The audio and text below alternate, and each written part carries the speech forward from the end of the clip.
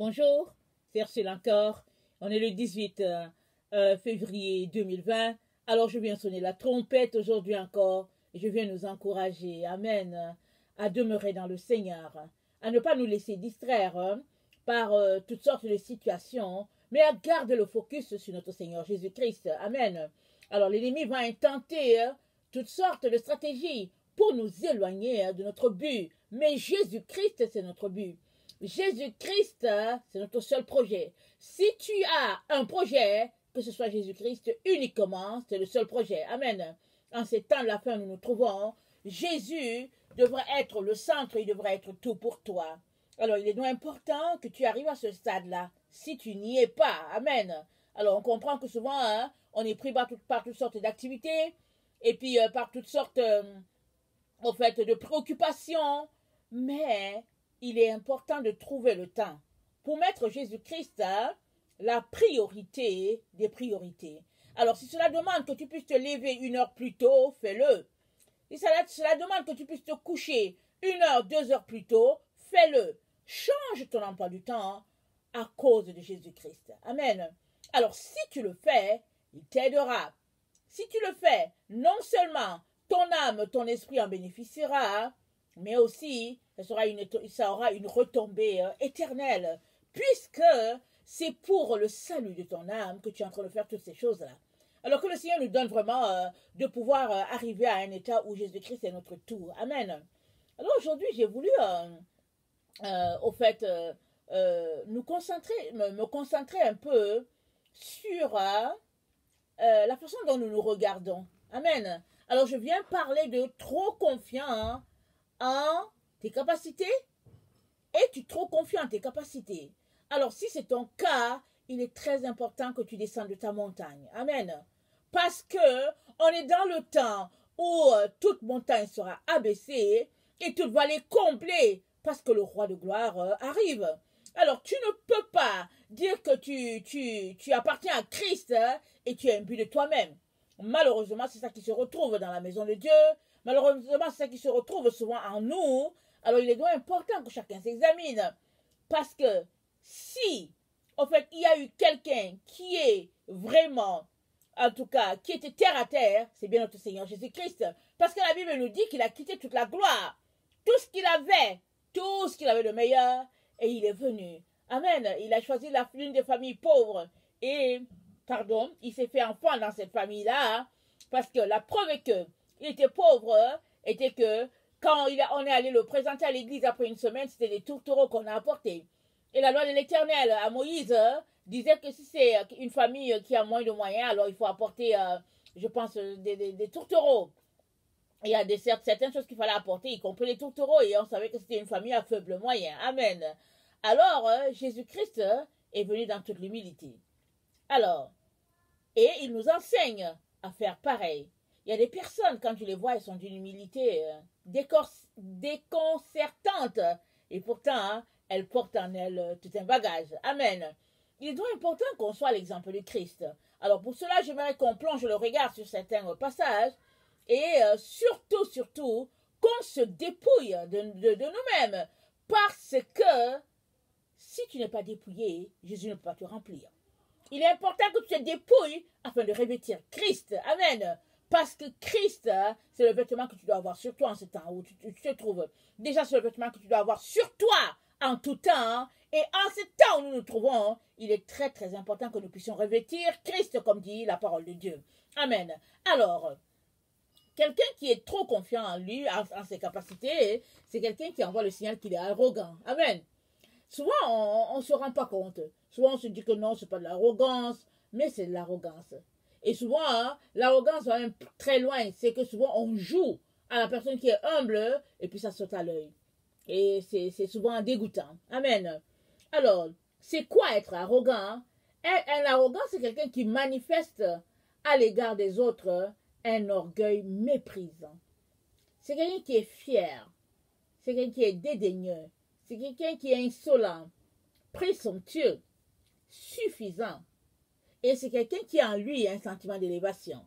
Il se croit supérieur aux gens. Amen. Il se croit supérieur à lui. Souvent, c'est à cause de peut-être son physique. Quoique, c'est Dieu qui lui donne les physiques. Souvent, c'est à cause de ses diplômes. Alors, souvent, c'est pas à cause de sa situation sociale. D'une manière quelconque, c'est ça les arrogants. Ils sont arrogants, ils sont orgueilleux, ils sont remplis d'eux. Amen. Or, Jésus-Christ, le Fils de Dieu, Dieu, au milieu de nous, était d'une humilité, en tout cas déconcertante. Amen. Il était humble. Et la Bible dit qu'il a revêtu la forme d'un serviteur de Dieu qu'il était. Alors, j'aimerais qu'on regarde Philippiens 2, du verset 5 à 18. Lisons ça. Hein. Et puis, regardons un peu certaines caractéristiques, parce qu'il est très important que nous puissions revêtir, que nous puissions être comme Christ. Parce que l'arrogance, c'est l'orgueil, et l'orgueil nous barre le chemin, il nous barre la voie de l'éternel. Parce que Dieu résiste aux orgueilleux, mais il fait grâce aux humbles. Et on a un exemple dans la Bible de quelqu'un qui était humble, c'était David. Alors, pas étonnant que Jésus soit venu par la lignée de David, parce que Dieu disait toujours que David était un roi selon son cœur. Amen. Alors, j'avais voulu qu'on commence par Philippiens 2, parlant de Jésus. On va commencer plutôt par 1 Chronique 29, le verset 10 à 17, et puis après on va tomber dans Philippiens. Parce que dans 1 Chronique, c'est le roi David qui est en train de parler. C'est très important qu'on puisse l'écouter. Amen. Alors, tel père, tel fils, Jésus venant sur cette terre dans la lignée de David, alors il a fait comme son père David. Amen. Amen. Que le nom de notre Dieu soit béni. Alors, une Chronique 29, le verset 10 à 17. David bénit l'Éternel en présence de toute l'assemblée. Il dit, béni sois-tu d'éternité en éternité, Éternel Dieu de notre Père Israël. Amen. À toi, Éternel, la grandeur, la force et la magnificence, l'éternité et la gloire, car tout ce qui est au ciel et sur la terre t'appartient.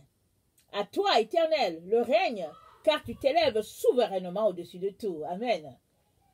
C'est de toi que viennent la richesse et la gloire. C'est toi qui domines sur tout. C'est dans ta main que sont la force et la puissance. Et c'est ta main qui a le pouvoir d'agrandir et d'affermir toutes choses. Maintenant, ô notre Dieu, nous te louons et nous célébrons ton nom glorieux. Car qui suis-je et qui est mon peuple pour que nous puissions te faire volontairement des offrandes? Tout vient de toi et nous recevons de ta main ce que tu nous t'offrons. Amen. Nous sommes devant toi des étrangers et des habitants comme tous nos pères. Nos jours sur la terre sont comme l'ombre. Amen. Quelle vérité. Il n'y a point d'espérance. Et ça, c'est vrai. Jésus est notre seule espérance. Si tu ne l'as pas, il n'y a pas d'espérance pour toi. Une fois que tu finis ici, c'est fini. Éternel notre Dieu, c'est de ta main que viennent toutes ces richesses que nous avons préparées pour te bâtir une maison à toi, à ton saint nom, et c'est à toi que tout appartient. Je sais, ô mon Dieu, que tu sondes le cœur et que tu aimes la droiture. Alléluia. Aussi, je t'ai fait toutes ces offrandes volontaires dans la droiture de mon cœur. Amen. Et j'ai vu maintenant avec joie ton peuple qui se trouve ici t'offrir volontairement des dons. Amen. Béni soit son nom. C'est très important d'offrir à l'Éternel volontairement des dons. Que ce soit quand tu reçois quelqu'un, que ce soit avec joie, avec amour, parce que Dieu aime les cœurs. Dieu nous a dit de donner avec joie. Il dit il y a plus de joie à donner qu'à recevoir. Et pourquoi? Parce que quand tu donnes d'un cœur joyeux, tu es béni, plusieurs fois béni. Amen. Alors c'est très très important notre attitude. Et David nous montre par son attitude la place qu'il donnait à ce Dieu-là, qui est notre Père, et aussi comment il le révérait. Et la question pour toi, elle est celle-ci. Quelle est la place de Dieu dans ta vie? Combien le révères-tu? Ou bien comment le révères-tu? Parce qu'il y a des personnes qui sont imbues d'elles-mêmes, qui pensent qu'elles sont au-dessus des autres, qui se mettent là et puis elles veulent tout expliquer parce qu'elles pensent qu'elles connaissent. Et elles ne te laissent même pas parler. Quand tu veux parler, on te dit non, c'est pas comme ça, laisse, on va t'expliquer parce qu'elles connaissent tout. Ça, c'est l'arrogance. Et notre Dieu n'est pas comme ça. Notre Dieu est humble. Et il a dit, ça c'est dans Ecclésiaste, je ne veux pas lire, il a dit, attention, quand tu entres dans la maison de Dieu, fais attention quand tu viens. Fais attention quand tu vas ouvrir la bouche. Je ne sais pas si c'est Ecclésiaste ou bien dans Job. Excusez-moi, c'est soit l'un, soit l'autre. On dirait que je me trompe. C'est soit dans Ecclésiaste, soit dans Job. Fais attention quand tu es dans la maison de Dieu. C'est dit comme ça. Fais attention où tu mets les pieds. Parce que c'est pas à toi d'ouvrir la bouche. Tu dois venir avec révérence. Et on sait aussi que le livre de Proverbes nous dit, la crainte de l'Éternel, c'est le commencement de la sagesse. Si tu crains Dieu, tu commences à vouloir écrire la première lettre de C. Craindre, tu commences à vouloir écrire ton C. Et nous sommes appelés à craindre Dieu et à le révérer. Il y a des gens, quand tu t'assieds devant eux, ils commencent à déballer, à détaler, à déballer, voilà. Je suis ceci, j'ai fait comme ci, j'ai fait cela, et puis bon, voilà, et puis en haut, et puis en bas, et puis à gauche, et puis à droite, et puis au milieu et tout. Et finalement, quand tu es assis là, tu dis, Jésus, est-ce que tu vas me délivrer là, ou bien est-ce que je vais passer 30 minutes à écouter des histoires, à dormir debout? Parce que de l'abondance du cœur, la bouche parle, dit la Bible. Ce qui est abondant en toi, c'est ça qui va sortir. Alors, ne cherche pas à inventer et puis à... Non, ce qui sort de toi là, c'est ça la preuve que, au fait, c'est ça qui prouve ce qu'il y a dedans. C'est pas compliqué de reconnaître un enfant de Dieu. Un enfant de Dieu, quand il vient quelque part, tu vas savoir tout de suite s'il est un enfant de Dieu ou pas. Il va ouvrir sa bouche, il va commencer à parler de son Jésus, de comment ceci, et puis alléluia, et puis en haut, et puis bon, voilà, alléluia, et puis... On sait tout de suite, on dit, ah, voilà, l'enfant de Dieu. Évidemment, il y a aussi des séducteurs qui viennent, qui font semblant, hein, alors que dans le fond, c'est pour prendre les gens, pour les mettre dans leur piège. Mais tout de suite, au fait, le Seigneur nous avertit, nous met en garde. Amen. Tout de suite, tu sais, quand quelqu'un est faux ou s'il est vrai. Amen. Alors, ce qu'il y a dans ton cœur, c'est ça qui va sortir. Et le Seigneur nous appelle à faire sortir tout ce qui est mauvais. Parce qu'il dit, c'est de dedans que sortent les mauvaises pensées, les adultères, les meurtres. Ça, c'est dans Matthieu. Je pense qu'il faut regarder dans Matthieu 7. Et il nous encourage à nous débarrasser de toutes ces choses-là, afin que dans notre trésor intérieur ne sortent que les sources d'eau vive. Il a dit, si quelqu'un croit en moi, de lui sortira des sources d'eau vive. Alors la source d'eau vive, elle jaillit d'où? Elle jaillit de ton cœur. Elle jaillit de ton âme, elle jaillit de ton être, de l'état de qui tu es. C'est comme ça que les choses jaillissent. Alors, si, au fait, Dieu n'a pas de place dans ta vie, ou bien si dans ta vie il n'y a que orgueil et arrogance, ben voilà, malheureusement, ce n'est que ça qui va sortir. Il est donc très important que tu puisses t'arrêter et que tu puisses te demander quelle est la place de Dieu dans ta vie. Et très souvent, si tu n'entends pas Dieu, soit il y a quelque chose que Dieu t'a demandé de faire et tu ne le fais pas et puis ça fait une barrière, soit ton orgueil est tel que tu ne peux pas l'entendre parce que tu te crois au-dessus de lui. Même si ouvertement tu ne le dis pas, ton attitude, ton langage prouve que, en tout cas, tu te crois. Et puis pas à peu près. Mais il est important d'être humble, de venir devant Dieu avec crainte et tremblement. Parce que Dieu, c'est lui qui nous a créés. Et nous sommes l'ouvrage de ses mains. Nous sommes le peuple que sa main conduit. C'est ça que la Bible dit. Alors, comment traites-tu celui qui t'a créé? Celui qui t'appelle fils, hein? Et celui qui a sur toi le pouvoir de vie ou de mort. Comment le traites-tu? Très, très important. Malheureusement, notre génération nous apprend à être maître de nous-mêmes, à être imbu de nous-mêmes. Et c'est à peine si on fait la place à Dieu. Et puis on se gonfle, et puis bon voilà, et non, il n'y a pas de place. Mais Dieu t'appelle à lui créer la place. Alors, allons-y regarder dans Philippiens 2, le verset 5 à 18. On va regarder l'exemple de Christ. De riche qu'il était, il s'est fait humble, afin que toi tu deviennes riche. Philippiens 2.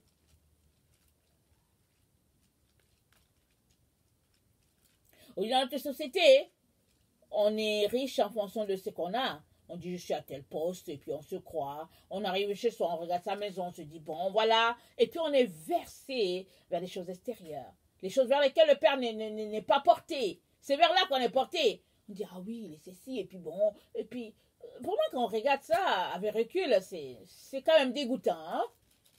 Mais la loi parfaite de Dieu nous enseigne à demeurer au pied de la croix et à révérer celui qui nous a créés, qui nous a façonnés. Alors, Philippiens 2, à partir du verset 5. Ayez en vous les sentiments qui étaient en Jésus-Christ, lequel, existant en forme de Dieu, n'a point regardé comme une proie à arracher d'être égal à Dieu. Amen. Mais s'est dépouillé lui-même, en prenant une forme de serviteur, en devenant semblable aux hommes et ayant paru comme un simple homme. Il s'est humilié lui-même, se rendant obéissant jusqu'à la mort, même jusqu'à la mort de la croix. Amen. C'est pourquoi aussi Dieu l'a souverainement élevé. Amen. Et il lui a donné le nom qui est au-dessus de tout nom. Alléluia. Afin qu'au nom de Jésus, tout genou fléchisse, dans les cieux et sur la terre et sous la terre, et que toute langue confesse que Jésus-Christ est Seigneur à la gloire de Dieu le Père. Ainsi, mes bien-aimés, comme vous avez toujours obéi, travaillez à votre salut avec crainte et tremblement, non seulement comme en ma présence, mais bien plus encore maintenant que je suis absent. Car c'est Dieu qui produit en vous le vouloir et le faire, selon son bon plaisir. Faites toutes choses sans murmure ni hésitation. Amen. Afin que vous soyez irréprochables et purs, des enfants de Dieu, irrépréhensibles au milieu d'une génération perverse et corrompue, parmi laquelle vous brillez comme des flambeaux dans le monde. Portant la parole de vie, et je pourrai me glorifier au jour du Christ de n'avoir pas couru en vain et ni travaillé en vain. Et même si je sers de libation pour le sacrifice et pour le service de votre foi, je m'en réjouis et je me réjouis avec vous tous. Vous aussi, réjouissez-vous de même et réjouissez-vous avec moi. Amen. Réjouissez avec moi. Réjouissez-vous avec moi, dit Paul. Et Paul nous présente l'exemple de Christ. Lui, qui, de riche qu'il était, il s'est fait pauvre, afin de nous enrichir, toi et moi. Et quand on regarde l'exemple de notre Seigneur, on est tout honteux si en nous est trouvé un certain orgueil, si en nous est trouvé une certaine arrogance. On est honteux. Parce que le Créateur du monde est descendu jusqu'à nous sous une forme humaine.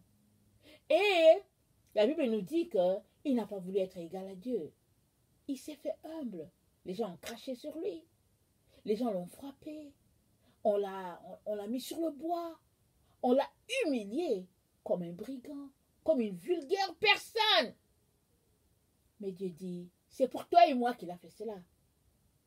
Afin que nous puissions être riches. Riches en lui. Riches de quoi? Riches de la vie éternelle. Riches de tout ce que le Père a préparé pour nous.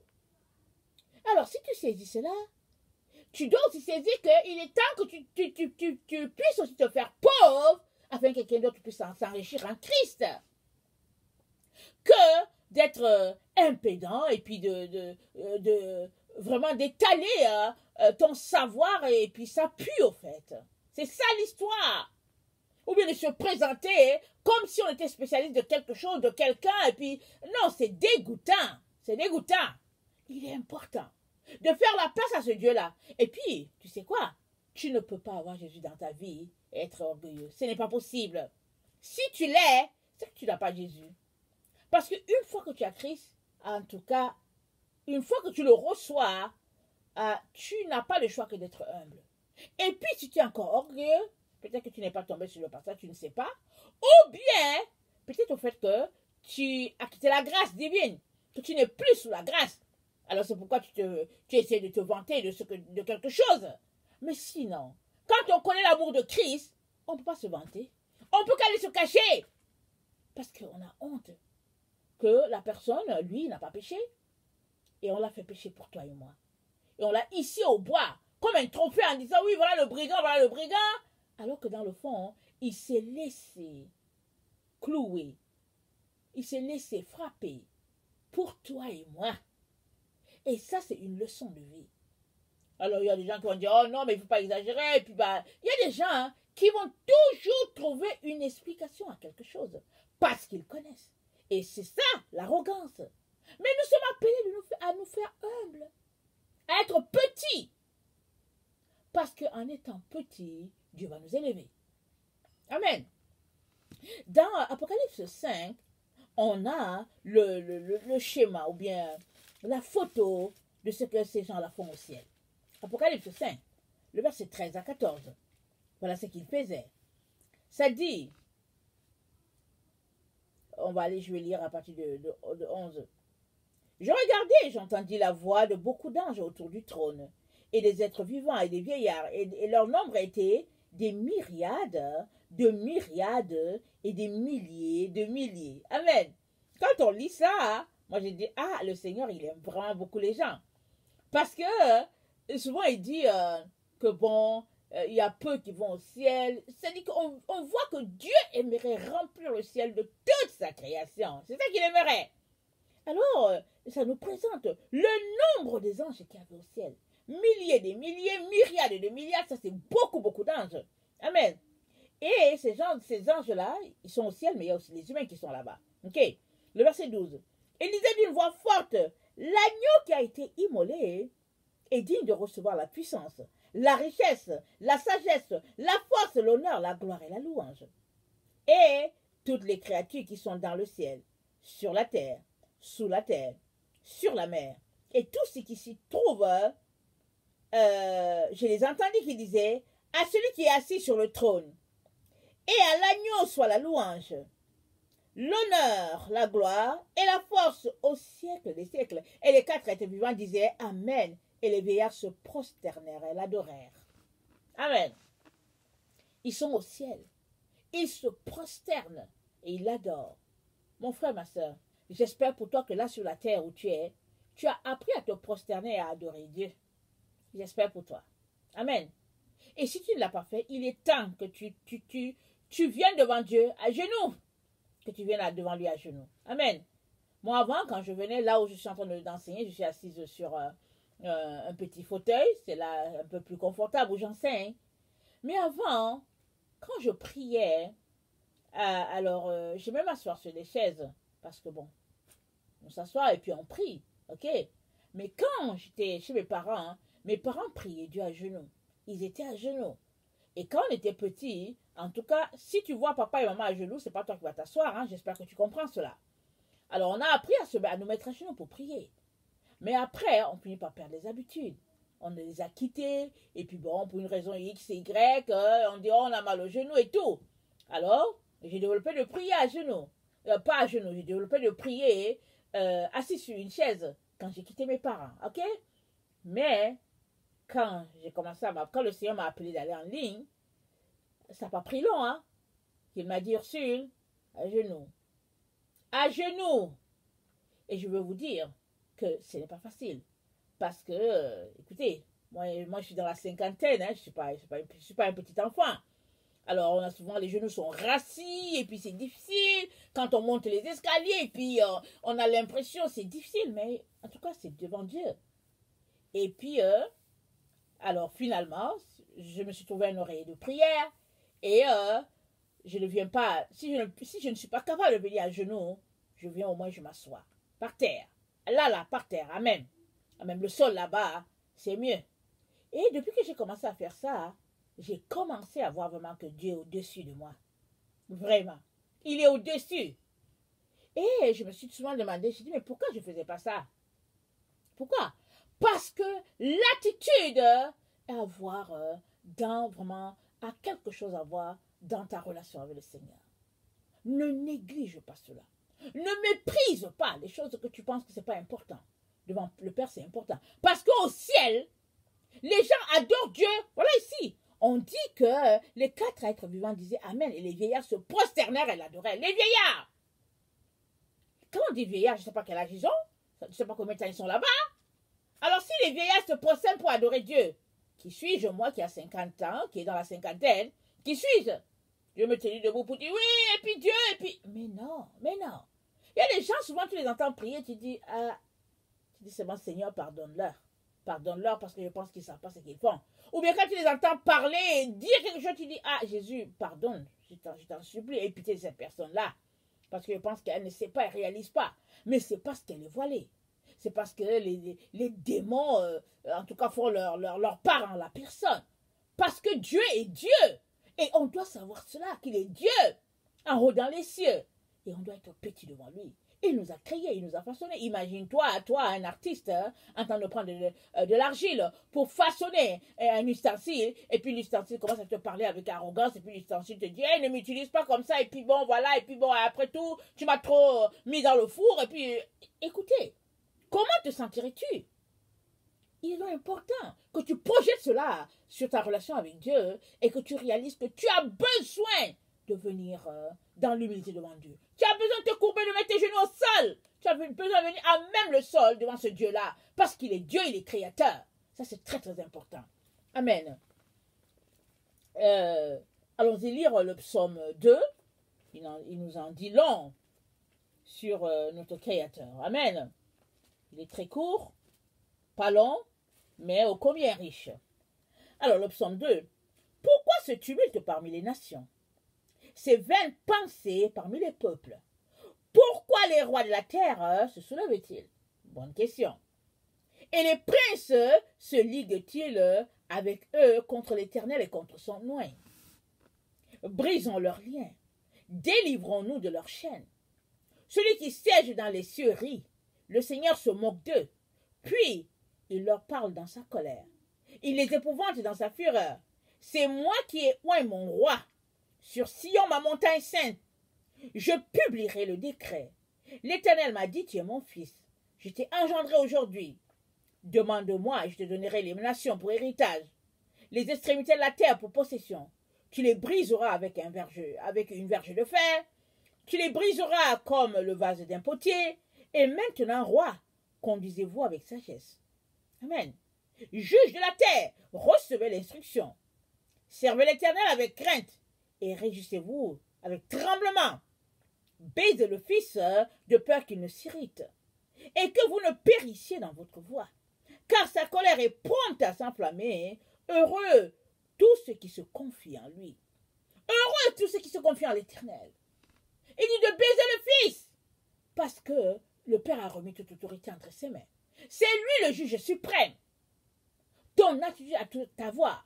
Alors je dis, les gens pensent qu'ils sont rois au-dessus de leur propre ville, de leur propre vie. Ils pensent que bon, ils connaissent, parce que, écoutez, Jésus est méprisé. On dit, qui est Jésus? Souvent, il n'est même pas mentionné. On change même des choses dans la Bible. Dieu a dit quelque chose, il a donné sa parole, mais les gens le changent pour se conformer à ce qu'ils aimeraient, la façon dont ils aimeraient vivre. Aujourd'hui, qu'est-ce qui se passe? On dit, oh, c'est n'importe quoi. Alors, les conjoints de même fait, ça existe, de même sexe, ça existe. Et ils sont en train de tout changer. Alors que c'est Dieu qui nous a créés. Et il a dit, il les a créés hommes et femmes. Amen. Alors, il n'y a pas longtemps, j'étais en train de chercher une information sur Internet. Et j'ai été, ça m'a vraiment fait du bien. Alors, si vous vous rappelez le tabernacle, il y a deux anges qui sont là sur le tabernacle, qui se regardent face à face, je pense. Et je pense qu'on nous a pas donné le sexe de ces anges-là. Ce n'est pas dit. Mais je suis tombée sur un document qu'un rabbin était en train d'expliquer. Et selon des mots, il a décrit que c'était, il y avait un homme et il y avait une femme, comme sur cette arche-là. Et il disait que Dieu a créé hommes et femmes et que jusque là, même sur le tabernacle, il envoyait déjà des signaux pour dire que à hommes et femmes, pour répandre sa bénédiction, pour développer sa création. Et il n'a jamais arrêté de nous montrer cela, de nous prouver que c'est cela. Alors, si Dieu a fixé les choses comme ça, qui sommes-nous pour venir dire que, au fait, les personnes d'un même sexe peuvent se marier? Qui sommes-nous pour venir dire que, au fait, c'est mal fait, c'est mal dit, il faut plutôt le dire comme ça? Il n'y a qu'un peuple, une nation où il y a eu déchéance, où en tout cas tout a été perverti qui peut se retrouver à ce point-là. Et la Bible nous dit que c'était pareil au temps de Sodome et Gomorrhe, que c'était pareil au temps de Lot. Les gens se mariaient leurs enfants jusqu'au jour où Lot est entré dans l'arche. Et la Bible dit, ils ne se doutèrent de rien. Ils étaient dans leurs amusements, dans leur séduction, dans tout ce qu'ils valorisaient. C'est dans ça, ils se délectaient de la chair. Et Noé est entré dans l'arche. Et les gens étaient là, ils se vautraient dans le péché. Et les anges sont venus et ils ont fait sortir Lot et puis ses filles. Il les a même poussés parce qu'ils étaient en train de traîner. Il les a poussés pour dire, allez, dehors, dehors. Et Sodome et Gomorrhe a été enflammé par le feu de Dieu. Et nous sommes dans ce temps-là. Parce que Jésus, avant de partir, avait dit à ses disciples, ça sera comme dans le temps de Sodome et Gomorrhe. Ça sera comme dans le temps de Noé. Le temps où les gens mariaient leurs enfants, se mariaient, buvaient, festoyaient, construisaient, et vraiment, la vie à plein. Et Noé est entré dans l'arche. On est là. Dépravation de tout, des mœurs, tout est là devant nous. Alors, si tu dis que tu ne vois pas, hein, alors sache que c'est parce que tu es aveugle. Amen. Sache que c'est parce que tu as été aveuglé spirituellement. Si tu dis que tu ne vois pas, ça veut dire que le péché a eu le temps de s'enraciner en toi et tu as fini par t'habituer à tout ce que le Père déteste. Amen. Il est temps que tu te réveilles, que tu puisses détester ce que le Père déteste et aimer ce que le Père aime. Parce qu'on est dans le temps où la méchanceté est appelée bien et le bien appelé méchanceté. Mais toi, tu dois appeler méchant ce que le Père appelle méchant, tu dois appeler bien ce que le Père appelle bien. Et pour cela, tu as besoin de descendre de ton piédestal, s'il te plaît. Tu as besoin d'être humble, de sortir de l'arrogance, de t'appuyer sur tes capacités, sur tes valeurs, pensant que tu es quelqu'un, alors que tu n'es rien. Tu n'es rien, il suffit juste d'un coup comme ça et puis le Père te balaye, c'est fini. Alors si tu as ça à l'esprit, s'il te plaît, il est très important que tu puisses t'humilier, venir devant lui. Amen. Alors, Dieu, il résiste aux orgueilleux. Amen. Mais il fait grâce aux humbles. Je t'encourage à être humble, à rechercher l'humilité, à supplier le Père de t'aider d'être comme Jésus, qui, de riche qu'il était, se dépouillait de sa position et il s'est fait pauvre, il s'est fait petit pour que toi et moi nous puissions être riches aujourd'hui. Amen. Que le Seigneur bénisse sa parole, qu'il nous donne de changer les choses qui sont à changer, surtout au niveau de l'humilité. Ça, c'est très, très important pour que la porte ne te soit pas barrée dans ta relation avec le Père, pour qu'il n'y ait pas un mur. Parce que quand on appelle, Dieu répond. Mais s'il ne répond pas, il y a quelque chose. Et très, très souvent, l'arrogance est un gros blocus dans ta relation avec le Seigneur. Alors que le Seigneur bénisse ce temps et que le Seigneur vous donne de pouvoir vous examiner et trouver au fait ce qui a changé. Voilà, je vous aime beaucoup. Dieu davantage, soyez bénis. Merci, Maranatha.